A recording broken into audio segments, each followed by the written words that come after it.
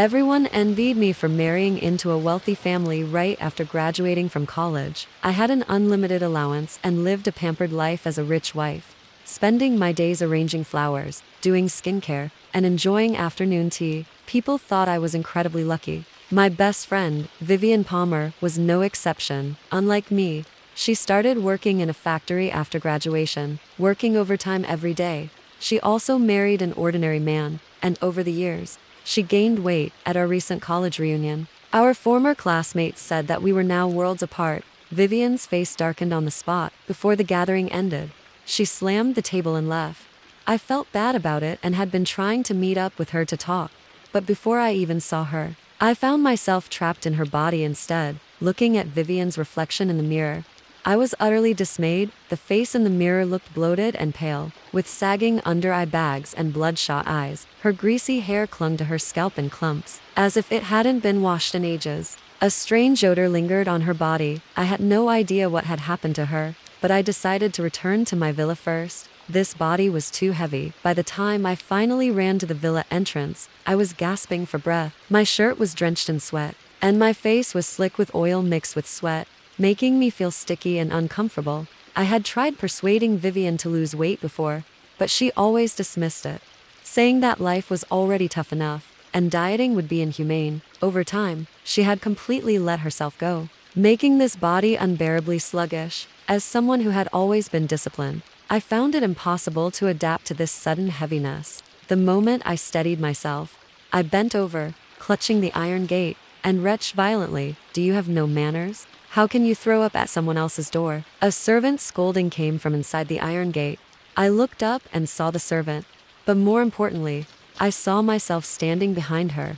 A thought flashed through my mind. If I'm in Vivian's body, then who is occupying mine? I stared past the servant at the woman stepping forward, wearing my face. A terrible suspicion began to take root in my heart. "Vivian?" I tentatively called out as she dismissed the servant and walked through the iron gate to stand in front of me. For a brief moment, a flicker of unease crossed her face. I was right.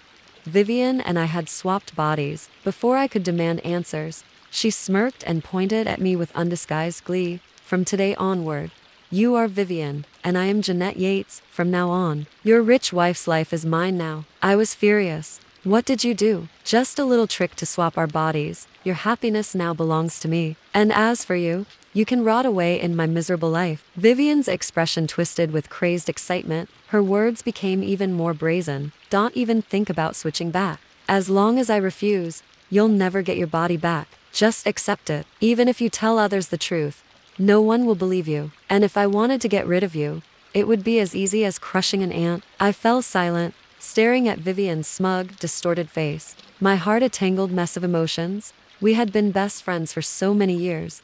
It would be a lie to say I wasn't hurt, but I wasn't ready to give up just yet. I reached out, grabbing her hand, still speaking gently. "Vivian, my life isn't as happy as it seems, and yours isn't as bad as you think. We don't have to do this." Vivian shoved me away harshly, her face dark with anger. "Stop lying to me. This is the happiest I've ever been." I gazed at the face that used to be mine. Finally, I sighed and asked, "Are you sure you want to go through with this?" "Of course. I went through so much trouble to swap with you. Even if I die, I'll never give this body back." Vivian's tone was resolute. "All right," I agreed without hesitation, seeing the momentary shock on her face. I nodded firmly and said seriously, "From today onward, Jeanette's life is yours." From now on, she was Jeanette, and I was Vivian. I generously handed over Jeanette's happy life to her, without looking back. I left the villa and returned to Vivian's home earlier. I had left in such a rush that I hadn't noticed my surroundings. But as I opened the door again, the sight before me left me stunned. The living room was an absolute mess. Takeout boxes of all sizes covered the table. Clothes and socks were strewn across the floor, and chairs were toppled over. The entire room looked like it had just been hit by a disaster. At that moment, I finally understood what Vivian meant when she said her life was rotting away. But life is shaped by one's own choices, and I would never allow my life to become a complete wreck. I rolled up my sleeves and bent down to clean. For the entire afternoon, I ran up and down the apartment 7 or 8 times, finally managing to clear out all the trash. By the time I was done, the sky outside had already darkened. This body was indeed heavy after a full day of work. I was utterly exhausted. I forced myself into the bathroom, took a quick shower, and changed into clean clothes. Just as I stepped out of the bedroom, I heard the sound of a key turning in the door lock. A man walked in. He took a step into the living room and suddenly stopped. He was tall and slender, not particularly handsome, but fair-skinned and pleasant-looking, with a natural warmth to him. He was staring at me, his gaze filled with surprise. I stood there, unsure of what to do, having been Vivian's best friend for so many years. I naturally recognized him, Vivian's husband, Cedric Palmer. But now, he was my husband. I looked up at him, my fingers unconsciously tightening around the hem of my shirt. Even though I had accepted the reality of being Vivian, Cedric was still a stranger to me. As he walked toward me, my mind raced through countless possible responses. But before I could say anything, he spoke first. "Did you clean up?" There was doubt in his voice. His gaze made me a little nervous. Not knowing how Vivian usually interacted with Cedric, I simply forced a smile and replied, "Dinner is ready. Go wash your hands." Cedric's expression grew even more complicated. He stood there, studying me for a while before silently heading to the bathroom. By the time I brought out the dishes, he was already seated at the dining table. His back was to me, his fingers lightly rubbing the tabletop as he muttered something under his breath. Noticing my approach, he quickly pulled his hand back. When I sat down, his gaze on me carried an extra hint of curiosity. The atmosphere felt a little awkward, meeting Cedric's probing gaze. I quietly handed him his plate. The dishes on the table were all carefully prepared. What Vivian never knew was that although I had married into wealth, I wasn't someone who had never touched housework.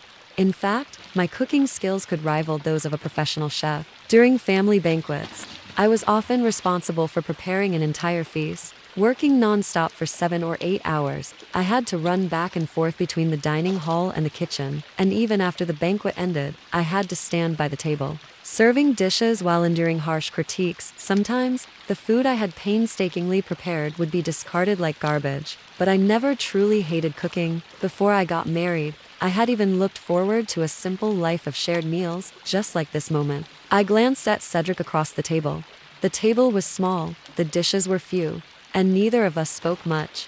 Yet, I felt an unexpected warmth and a rare sense of ease, and Cedric seemed to really enjoy my cooking. Seeing how quickly the plates were emptied, I couldn't help but glance at him again. He maintained his usual calm demeanor, but the tips of his ears were slightly red.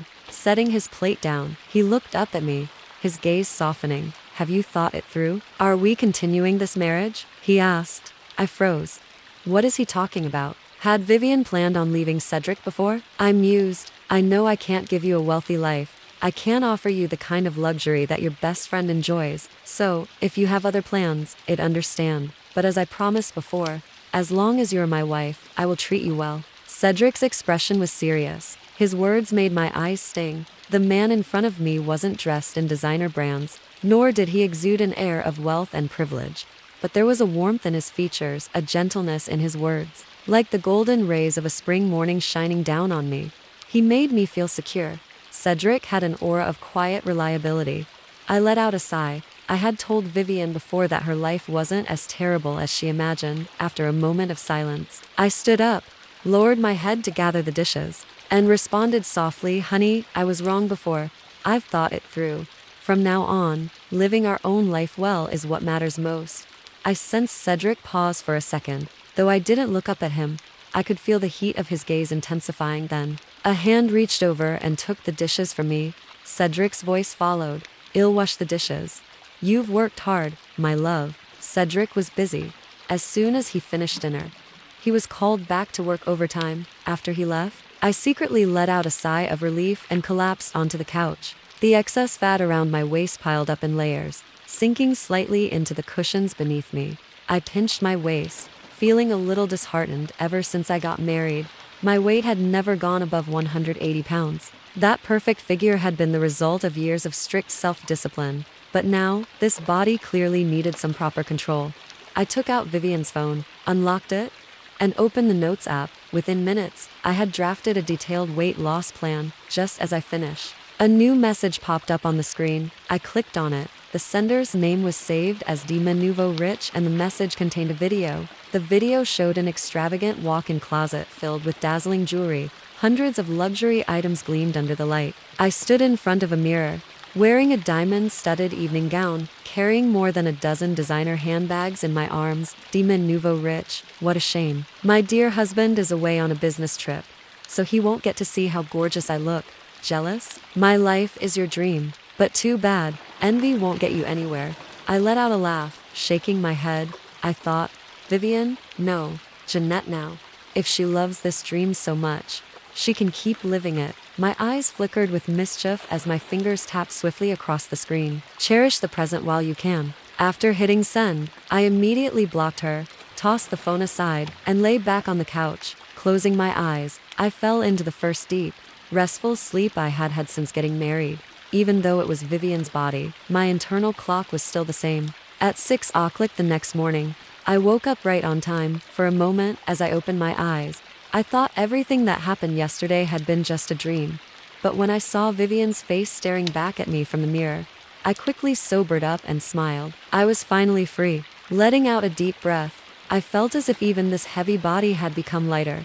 I clenched my fists at my reflection, got dressed, and decided to go for a morning run. This body was mine now, and I wasn't going to neglect it. Just as I stepped back inside, I noticed a pair of men's running shoes by the entrance. I assumed Cedric had returned, but when I walked in and glanced around, he was nowhere to be seen. There was breakfast waiting on the dining table. As I walked closer, I noticed a sticky note beside it. I'm heading to bed first. Don't forget to eat. I opened the bag. The breakfast was packed in an insulated container and was still warm. The door to the guest's bedroom was closed, and the apartment was quiet except for the occasional chirping of birds outside, magpies it seemed. The sound put me in a good mood. For the sake of my diet, I only ate a boiled egg. Jeanette didn't need to work, but Vivian did. We had both majored in accounting. The difference was that I had gotten married right after graduation, while she had joined a major corporation. Fortunately, I had never let my professional knowledge slip over the years. It only took a few days for me to get back into the groove and adjust to the job. In fact, I had even received praise for correcting a financial report. Vivian, you're much more meticulous than before. That's the right attitude. Now I have a reason to apply for a raise for you. My supervisor had come all the way to my desk to compliment me, his face full of approval. A rare sense of pride surged within me. It had been so long since anyone had acknowledged me. For years, all I had received was doubt and criticism. Now, being recognized so suddenly, I was so overwhelmed that my fingers trembled slightly. After the supervisor left, a co-worker leaned over curiously. Vivian, didn't you always say that work was pointless compared to marrying rich? No matter how hard you worked, wouldn't it make a difference? Why the sudden change of heart? I hadn't expected Vivian's reputation here to be this bad. I chuckled, shook off my thoughts, and focused on my screen. Keeping my tone serious, I replied, the old me wasn't very bright. Don't take my past words too seriously. The co-worker was momentarily speechless. She stared at me for a while, then suddenly asked, Vivian, have you lost weight?